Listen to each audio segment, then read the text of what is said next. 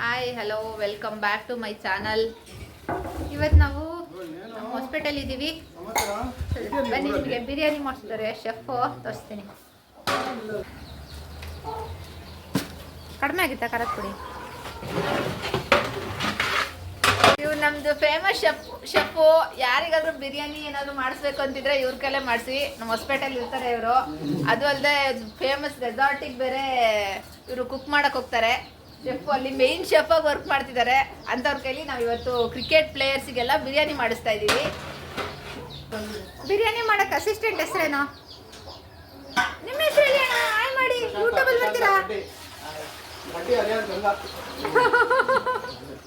ಈಗ ಬಿರಿಯಾನಿ ಸ್ಪಾನ್ಸರ್ ನೀವೇನಾ? ಹೌದಾ? ಏನು ಬರ್ಡೇನ ನಿಮ್ದು? ದರ್ಶು ಬರ್ಡೇಗಾ? ಓಹ್, ಹೊಸಪೇಟೆ ದರ್ಶನ್ ಅವರ ಬರ್ಡೇ ಪ್ರಯುಕ್ತ ಅದನ್ನೆಲ್ಲ ಕ್ರಿಕೆಟ್ ಪ್ಲೇಯರ್ಸಿಗೆ ಎಲ್ಲರಿಗೂ ಭೋಜನ ವ್ಯವಸ್ಥೆ. ಹ್ಯಾಪಿ ಬರ್ಡೇ ದರ್ಶು ಅವರೇ, ಹೇಳಿ ಹ್ಯಾಪಿ ಬರ್ಡೇ ಹೇಳಿ.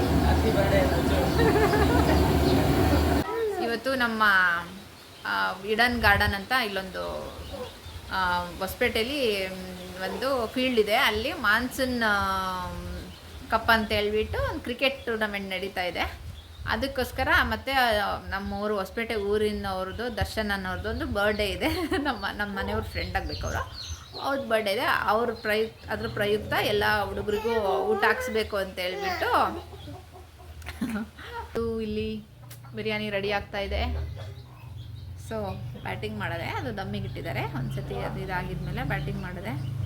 ನೋಡಿ, ಇನ್ನು ನಮ್ಮ ಭಾವನ ಮಗ ಇಂಥ